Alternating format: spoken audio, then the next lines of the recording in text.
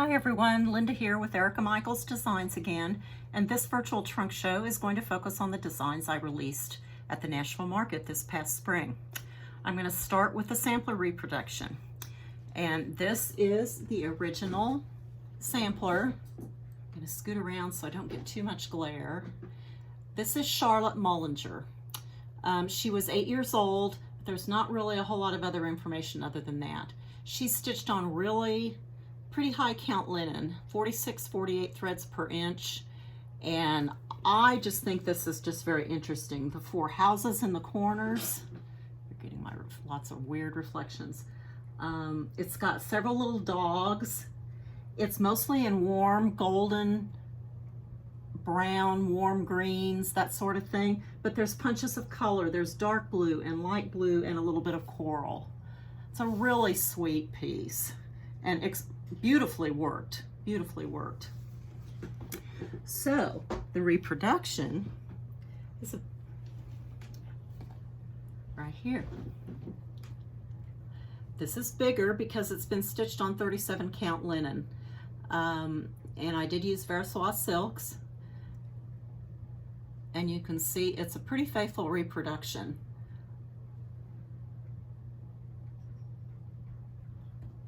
She's got an eyelet alphabet up here, pretty border bands, these little houses, little dogs scattered around, and some really pretty motifs. If you watched the first video, you saw that I had a trio of linen berries, and they're based on this sampler. I've used the stag, the blue flower, and the golden flower on that little trio of berries. So this is Charlotte Mullinger.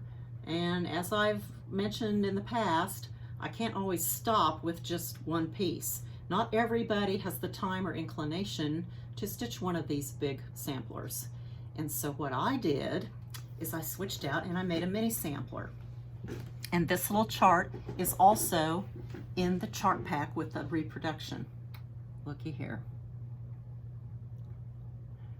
I've pulled some of my favorite motifs and her border bands and her alphabet and stitch them on a little small sampler. It's a little bit dirtier linen, and I used Weeks Dye Works cottons that are a little bit muted in tone compared to the original. So this is kind of an alternate version.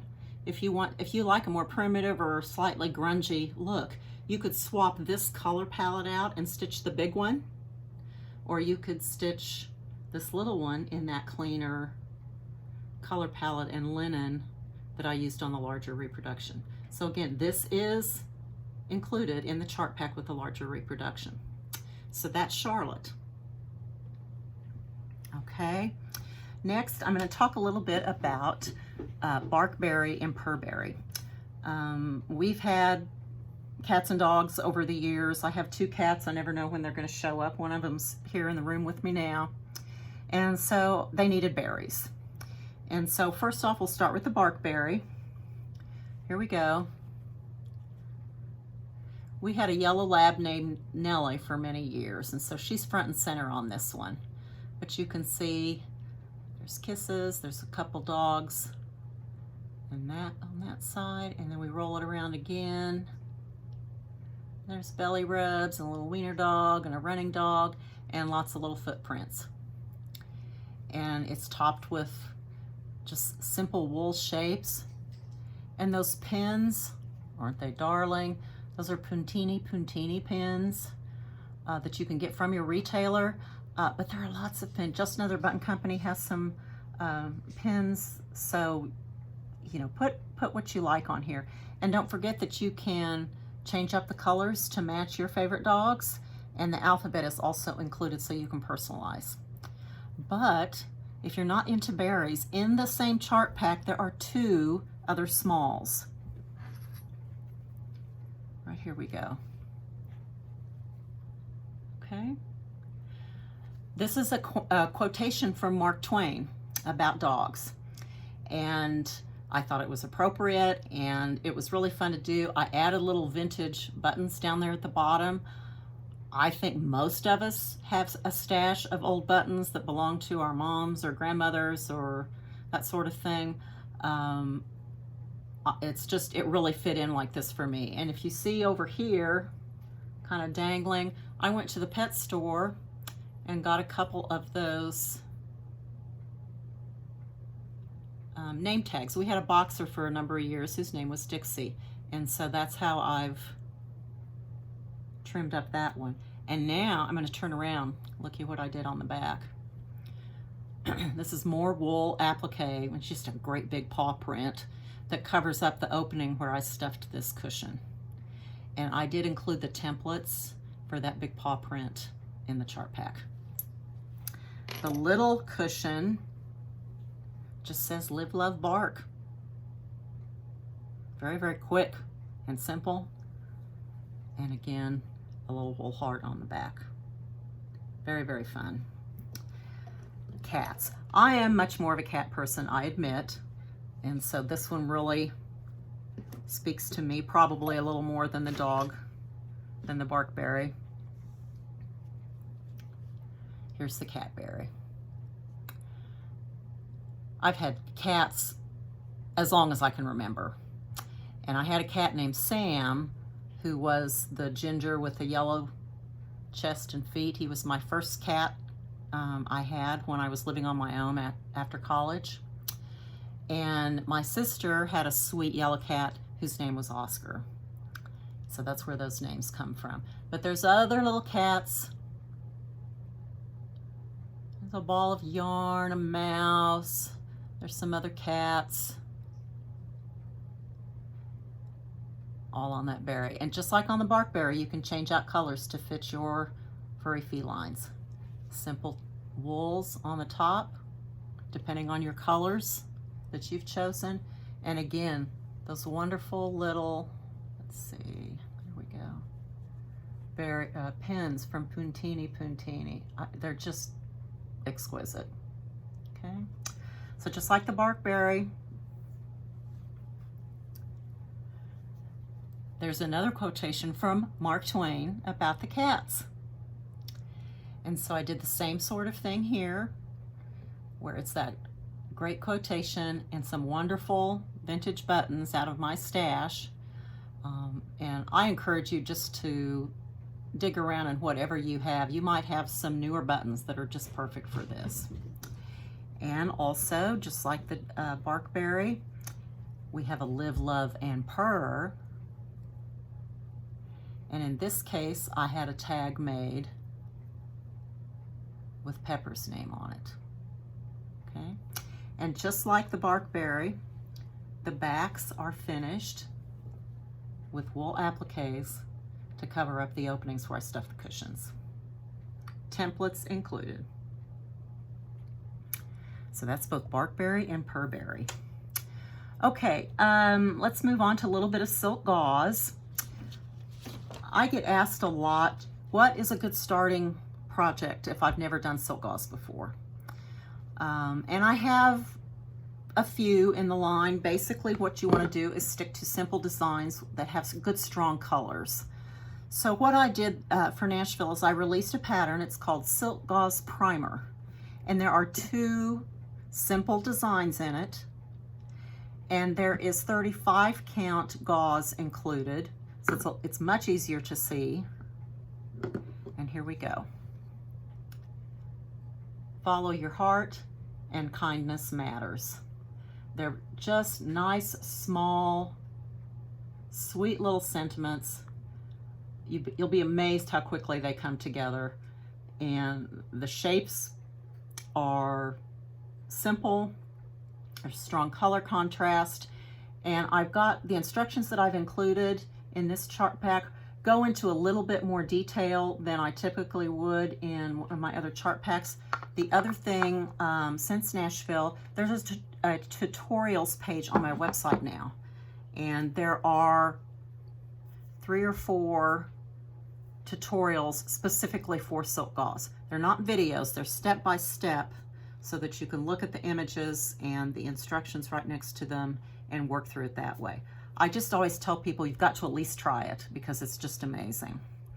Okay, next is Crooked Crown.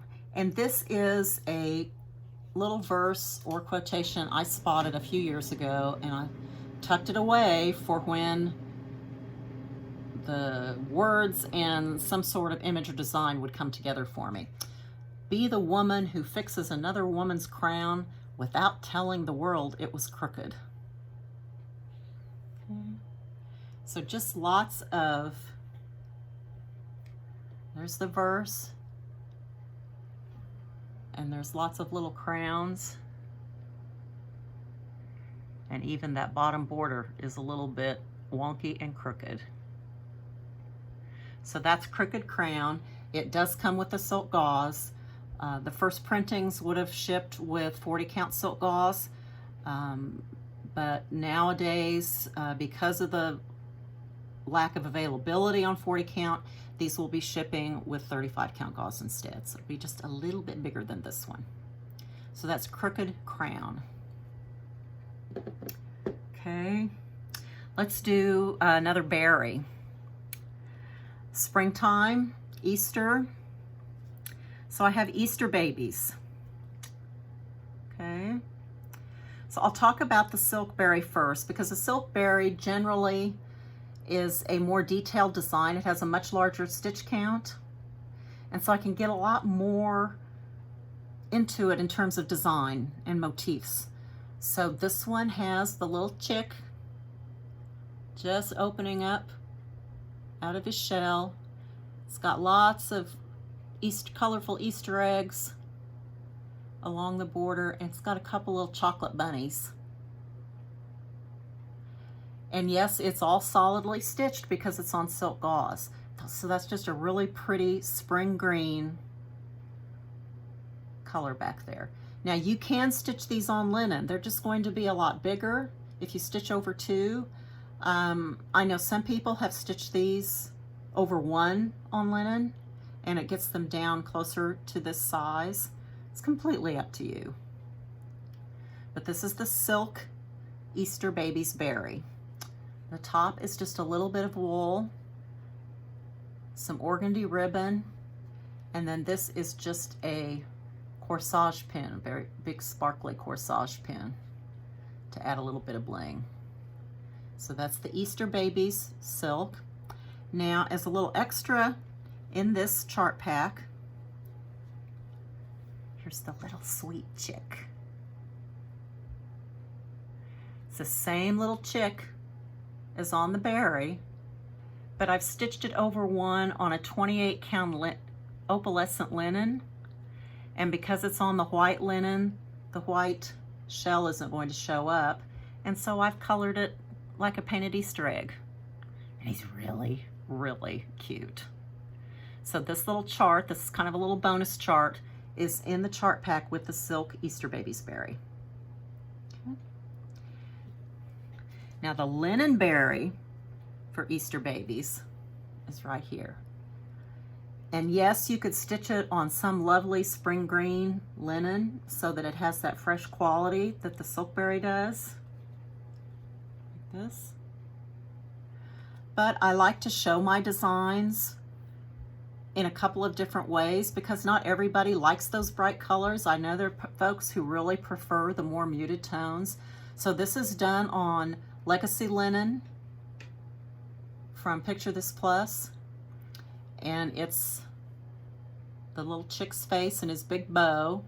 There's not as much room for motifs on here because the stitch count is a lot smaller, but there's still some Easter eggs, little flowers, and then back here on the back is another little chocolate bunny and another little chick.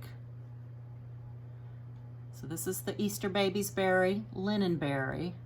And for the top, it's a pretty piece of wool, the pretty orchid lavender wool with some leaves. This is a flower also made out of wool with a pearlized button through the center, and then just a few other of those, not a pearlized button, but a straight pin, and a few more of those straight pins tucked right in there like that. So that's the linen berry for the Easter babies. Okay, moving on. Wonderfully Made. This is what I will call a sampler adaptation. If you go on the website for Wonderfully Made, you will see images of the old sampler stitched by a girl named Jane Scott. I don't believe there was a date, although I could be wrong. And it's a good size sampler, and it's full of these fanciful motifs. And the front side is very, very faded. Well, when I get an old sampler, one of the first things I do is I take it out of its frame, if it's framed, so that I can get it, just check the quality and what it's been backed on. But I also want to see what those colors look like on the reverse side and see how much they faded. Well, in this case, those faded colors were like, whoa. She had not only fanciful motifs, but very, very colorful. Now, I did not reproduce those colors exactly. I took elements of her design and created this adaptation, and it's still colorful, but the colors are a little bit more muted from what the original sampler is stitched on. You can see those photographs. I've got both front and back views of the antique on the website. The other thing I did is I added a verse from Psalm 139, verse 14. You are beautiful, for you are fearfully and wonderfully made. And I used the same alphabet. She did part of her alphabet was done in a four-sided stitch, so I replicated that. I also replicated how she varied the colors working down the alphabet. So it's very, very colorful. It's very fun. And as I was stitching this, I realized, wouldn't this make a wonderful birth remembrance? The verse from the Psalm, I think, is wonderful for welcoming a new addition to the family. And instead of noting what the verse is and the name of the stitcher, you could put that child's name, date of birth, that sort of thing. I just think this would be fabulous. Again, there's another adaptation in this chart pack. There are two designs in this chart pack. This one's on linen.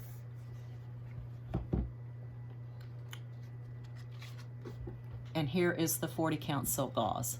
I'm still using the same verse. You are beautiful, for you are wonderfully and fearfully and wonderfully made. But in this case, it's stitched on the silk gauze. I've still pulled motifs from Jane's original sampler. The birds, the tree, even that bottom border. But I've just completely changed up the color palette. This is just so, so pretty and very, very eye-catching. I love this dark blue background. If you're stitching on silk gauze, you know that stitching the motifs or anything, counting the motifs in the light colored fabric or threads is what is a little trickier, and so that's why I don't recommend that when you're first starting out. But filling in the background with a dark color is so easy to see and work with. I know when we stitch on navy or black or anything dark on linen, it's really difficult to see. It's kind of the opposite here. And so filling in with this dark background not only gives you a beautiful result, but it's not nearly as hard as it looks. But this is just very special. So Wonderfully Made. Both designs, one chart pack. Okay. All right, lastly, I did a market exclusive at Nashville this year, although by now it is available to all the shops. And what I did, this marks my 20th year of designing. And 20 years ago this summer, I did my very first market in Charlotte, North Carolina, and I haven't missed one since.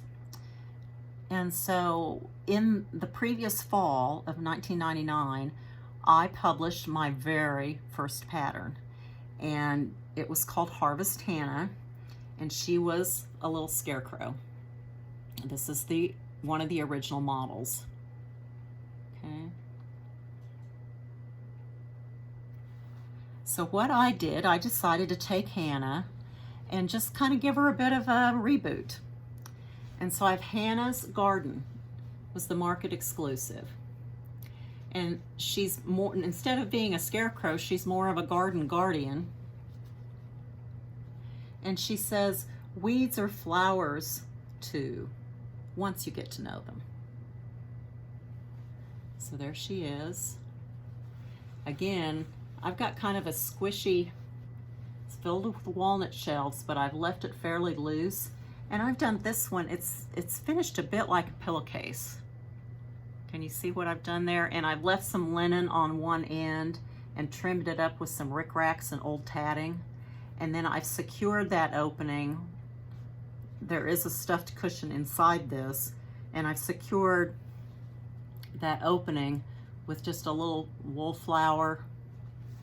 There's a button on the back to hold it in place. And so that's how that one's finished. So this is Hannah's Garden.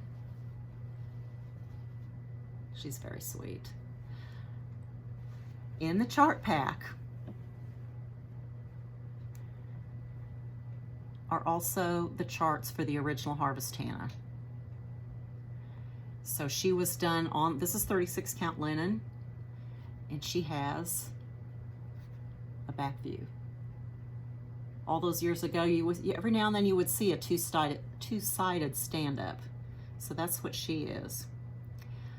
The original model or pattern also was done on 10 count Heatherfield in a rusty, very autumn harvest-like color palette with specialty threads and lots of buttons and things like that. These charts and all of that information in terms of what fabrics and what threads were used on the original Harvest Hannah are also in Hannah's Garden chart pack. So it's all there if you prefer to just do her like this, or maybe want to do her in those original threads. Some of those might not be available anymore because it has been 20, 21 years, but I've included all of that information so that you can have it. So that is Harvest Hannah, and this is Hannah's Garden. Hannah's Garden is the name of the chart pack that you're going to want, but you'll get everything in that single chart pack. Okay. That was Nashville. I had a lot this year, and it was a great market. I was so glad to be able to see everybody before we had to shut everything down in so many ways. So, as before, visit my website for details, images, supply lists, that sort of thing, and I'll post links to those pages so that you can get right to them. And I appreciate you watching again, and I'll keep working my way through the models in the trunk show that hasn't been able to travel this spring. Thanks everybody, be well, bye-bye.